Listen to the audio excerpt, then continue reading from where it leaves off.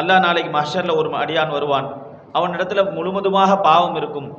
அந்த அடியானை பார்த்து கேட்பானா அல்லாஹ், உன்கிட்ட ஒரு நன்மையும் இல்லையா, நீ நன்மை செய்யவே இல்லையா, சரி நீ ஏதாவது வலியுடைய சுகபத்தில் இருந்திருக்கிறியா, நல்லடியார்களுடைய சுகபத்தில் நீ வாழ்ந்திருக்கிறியா? இல்லை அல்லாஹ், அப்படி யாரும் எனக்கு தெரியாது, யாருடைய சுகபத்திலையும் நான் இல்லை. அப்படியா, சரி அவங்க உன் தெருவில் ஏதாவது வலியா நல்லடியார்கள் இருக்கிறாங்களா? இல்லை, அப்படி யாரும் எனக்கு தெரியல. நல்லடியார்கள் வாழ்கிற ஊர்லையாவது உனக்கு தெரியுமா?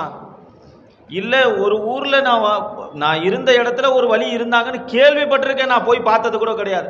அவங்களுடைய வசீலா வச்சு அல்லாஹ் மன்னிச்சிட்டேன்னு சொல்லி அவ சொர்க்கத்துக்கு அனுப்புறான்னு பார்க்குறோம்.